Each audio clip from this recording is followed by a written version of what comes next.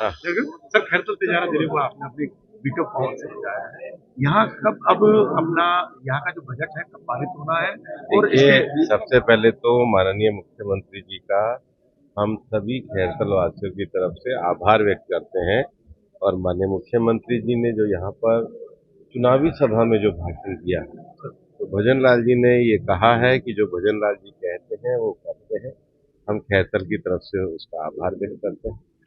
और निश्चित रूप से इस जिले के बनने से जो औद्योगिक विकास इस पूरे क्षेत्र का है, खैरतल और भिवाड़ी का, उस औद्योगिक विकास को देखते हुए पूरे जिले को आगे बढ़ाने का काम हम करेंगे। सर एक छोटा सा सवाल है, पूर्व प्रधानमंत्री मनमोहन सिंह जी का जो दाह संस्कार हुआ, कांग्रेस उसको ये कहती है कि उनका अपमान किया। देखिए, मैं सबसे पहले तो प्रधानमंत्री मनमोहन सिंह जी को अपनी श्रद्धांजलि अर्पित करता हूँ।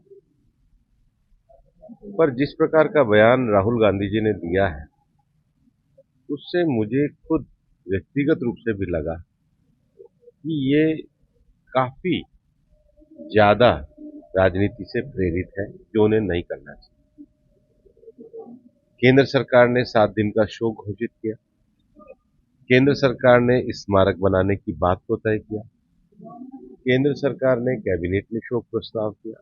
जो भी राजकीय सम्मान उनको देना है पूरा दिया है।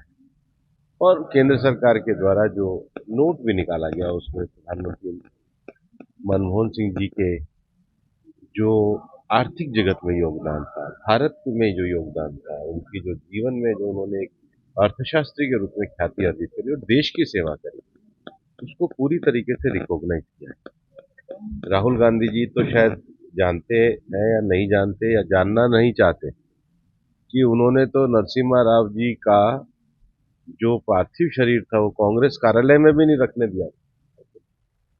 केवल कांग्रेस कार्यालय में नहीं रखने दिया, दिल्ली में उनका दाह संस्कार भी नहीं होने दिया। इतनी लंबी सेवा प्रणब मुखर्जी जी ने करी थी। प्रणब मुखर्जी जी के लिए कांग्रेस कार्य समिति ने खेद के 2 शब्द भी व्यक्त नहीं किए। खुद आज प्रणब मुखर्जी जी की बेटी ने कहा है। और मनमोहन सिंह जी जब प्रधानमंत्री थे तब उनका जो बनाया हुआ कैबिनेट का बिल था, वो राहुल गांधी ने फाड़ के फेंका था। राहुल गांधी के बारे में एक चीज जब देश की जनता जान गई है कि वो छोटी राजनीति, छोटी मानसिकता और छोटे चीजों में घिरे रहते हैं। संसद में खुद बड़ा भाषण देते हैं और जब भाजपा के नेता बोलने लगते हैं तो कांग्रेस के नेताओं को उकसाते हैं कि भाई भाषण मत करने दो। तो इस राजनीति से तो कोई काम नहीं किया जा सकता है।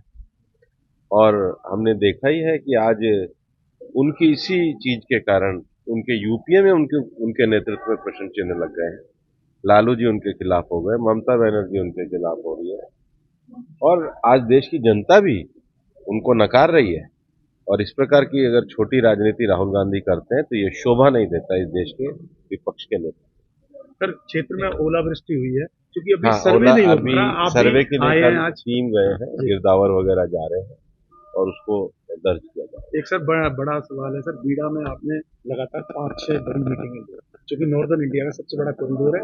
आपने ये भी कहा है कि इसको बड़ा पार्क बनाएंगे हम इंडस्ट्री हब के रूप में। क्या देखो, बीड़ा नगर परिषद, जिला परिषद, रीको, केबीएनआर, हाउसिंग बोर्ड, बहुत सारी एजेंसियां एक साथ हैं। और जो भिवाड़ी का विकास होना है उसमें एक प्रॉपर कोऑर्डिनेशन होना जरूरी है। मैंने भी रिव्यू करी थी, बाद में मैंने चीफ सेक्रेटरी जी को कहा था, तो चीफ सेक्रेटरी पंत साहब ने भी इसमें मीटिंग करी और जो चीजें हमने उठाई है उन्होंने कंसीडर किया है। और अब मुख्यमंत्री जी को भी हमने इससे अवगत करा, वो सहानुभूति पूर्वक इन सारे विषयों को आगे बढ़ाएं।